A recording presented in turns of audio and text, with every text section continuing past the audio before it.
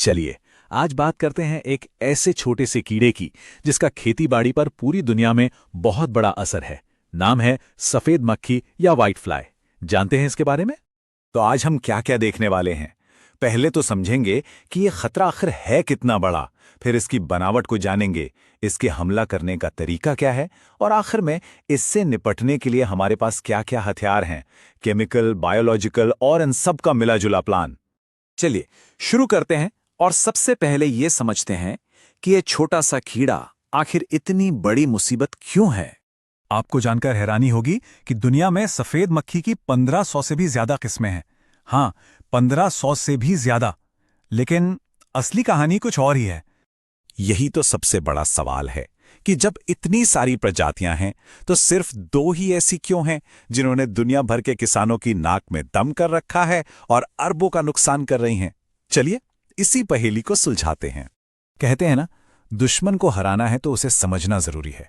तो अब हम सफेद मक्खी की बायोलॉजी में थोड़ा गहरा उतरेंगे और जानेंगे कि वो कौन सी बातें हैं जो इसे इतना कामयाब और खतरनाक पेस्ट बनाती हैं।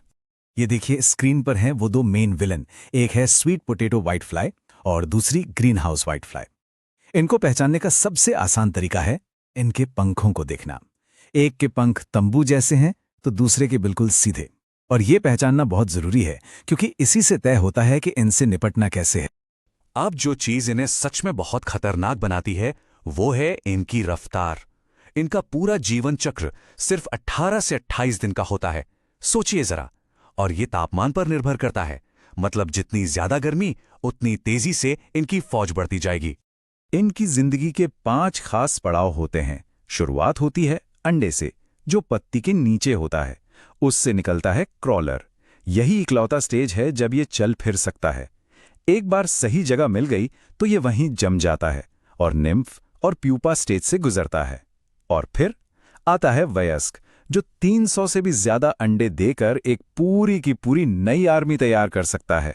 ठीक है, तो हमने इनकी लाइफ साइकिल तो समझ ली। अब ये देखते हैं कि ये हमला कैसे करते हैं, इन्हें कैसा माहौल पसंद है और इनके निशाने पर कौन कौन सी फसलें होती हैं।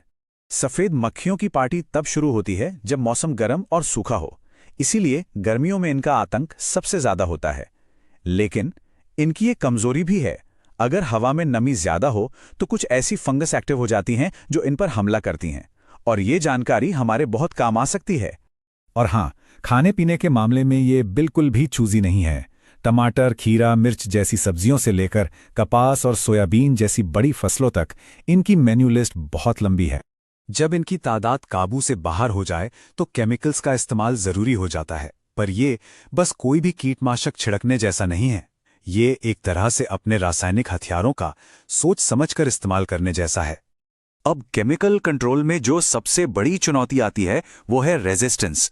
मतलब कीड़े एक ही दवा के इतने आदी हो जाते हैं कि उन पर उसका असर होना ही बंद हो जाता है। इसीलिए एक ही दवा बार बार इस्तेमाल करना बिल्कुल बेकार हो जाता है। तो फिर इसका हल क्या है? हल है रोटेशन, अदला बदली। देखिए, कीटनाशकों को उनके काम करने के तरीके यानी मोड ऑफ एक्शन के हिसाब से अलग अलग ग्रुप में बांटा जाता है। कुछ कीड़े के नर्वस सिस्टम पर हमला करते हैं, कुछ उनकी ग्रोथ रोक देते हैं, तो कुछ उनका खाना पीना ही बंद कर देते हैं। तो समझदारी इसी में है कि इन अलग अलग ग्रुप्स की दवाइयों को बदल बदल कर इस्तेमाल किया जाए। और हाँ, ये एक बहुत बहुत जरूरी चेतावनी है। केमिकल सिर्फ कीड़ों को ही नहीं, पौधों को भी नुकसान पहुंचा सकते हैं। इसे फाइटोटॉक्सिसिटी कहते हैं, मतलब पत्तियां जल सकती हैं। इसलिए पूरी फसल पर कोई भी नया केमिकल इस्तेमाल करने से पहले हमेशा एक छोटे से हिस्से पर टेस्ट करना बहुत जरूरी है। चलिए अब बात करते हैं एक ज्यादा बेहतर और टिकाऊ तरीके की, यानी प्रकृति की मदद से ही प्रकृति के दुश्मनों से लड़ना। इसे कहते हैं बायोलॉजिकल कंट्रोल। इस लड़ाई में हमारे भी कुछ दोस्त हैं। कुछ परजीवी ततैयां हैं जो सफेद मक्खी के अंदर ही अंडे दे देती हैं। कुछ शिकारी बीटल और माइट्स हैं जो इन्हें सीधे सीधे खा जाते हैं। ये अच्छे कीड़े हमारी अपनी सेरा की तरह हैं। कीड़ों के अलावा हमारे पास कुछ मददगार फंगस भी हैं। ये फंगस सफेद मक्खियों को इन्फेक्ट करके उन्हें खत्म कर देती हैं। लेकिन यहां एक बात याद रखना बहुत जरूरी है। ये फंगस तभी काम करती हैं जब हवा में अच्छी खासी नमी हो। तो हमने केमिकल तरीके देखे, बायोलॉजिकल तरीके भी देखे, लेकिन सबसे असरदार तरीका क्या है?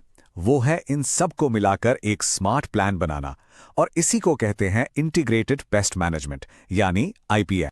आईपीएम का मतलब सिर्फ कीड़े मारना नहीं है, ये एक पूरा साइंस है, एक ऐसी स्ट्रैटेजी जिसमें हम बायोलॉजिकल, कल्चरल, फिजिकल और केमिकल हर तरह के औजारों का इस्तेमाल करते हैं ताकि नुकसान भी कम हो, खर्चा भी बचे और पर्यावरण को भी कोई खतरा ना हो।